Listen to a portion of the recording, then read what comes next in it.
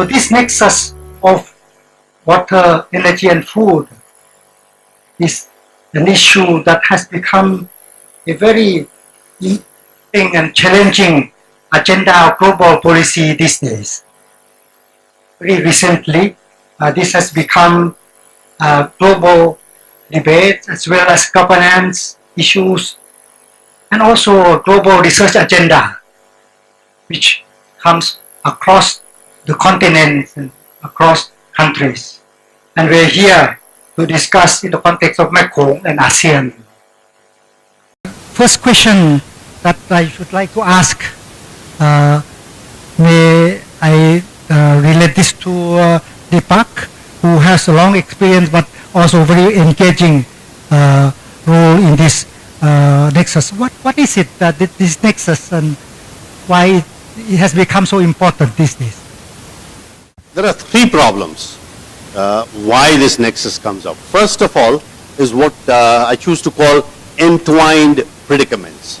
What it means is that these sectors, energy, water, food, they are running into each other's limits. When water ran into water limits, you had clever water engineers who can do all kinds of things to get you water. When you have energy limits, you have energy experts who can produce energy from the sun, from nuclear, from biofuels and biogas and all. The trouble is, even if you have the technology in energy, if you don't have the water, like South California could not build a thermal power station. And California has money, it has got technology, it has got everything. But they could not build a 3,000 megawatt power station because there was no water to cool. Just no water available.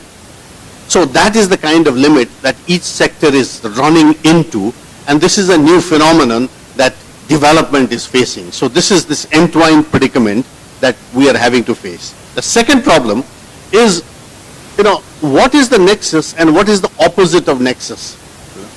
Nexus, we are trying to say these sectors are linked and we should talk about them and manage them together, their entwined predicament. The opposite is silo, like the grain silo. You have experts working very, very much on narrow issues in each silo. Energy people are working in energy, water people on water, food people in food, and they're not talking to each other. The problem of silo comes from what I call the problem of level. At the level of a family, everything is nexused. As a family, you have to talk about water, energy, food at once, or you don't survive as a family. The moment you go to higher levels of organization, from family to villages, and from villages to state, nation state to global, you start getting siloization going on, And that's where the problem happens, that one sector creates problem for another sector, And the question is, how do you solve it? You see, you already get why water, food and energy could be seen as a nexus because it is often seen so unrelated in terms of, say, policy making, so specialized. But Deepak did mention that we are now incapable of dealing with them in a meaningful way or in terms of policy. So may I ask what Ajahn Chirakon think about this? In the lower Mekong River, in the GMS, in the ASEANs, which ecological economic growth or economic growth paradigm has been dictated our region or the economic or the development of our society.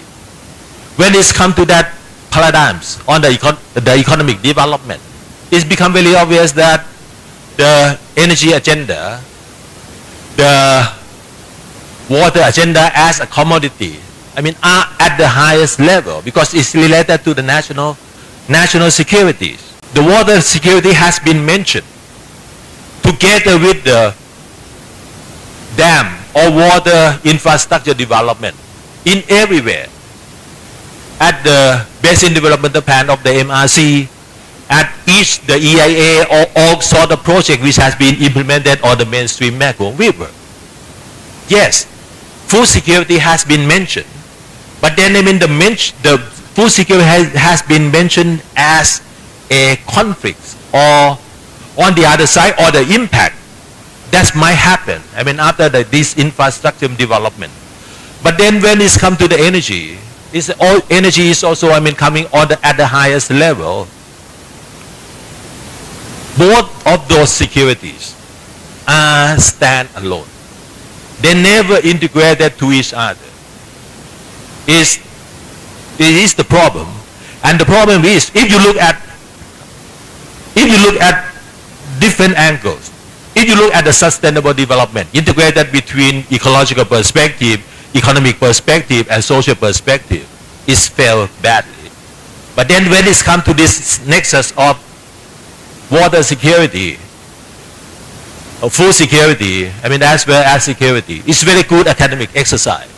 But when you transverse from those academic exercise into policy in principle and policy in practice, I doubt it. The real world is very problematic and a lot of failures from Ajahn Chirakorn. But the discussion, so now still you see, I would like to follow this to Kun Suparak. Or I first heard about the Nexus and the water, food, energy concept around year 2010, I think. And it came to my mind. I think that was the very beginning period of the concept has been introduced until now. So they come up a lot of papers, mainly from academics, that are trying to tell what it means. So, but until this day,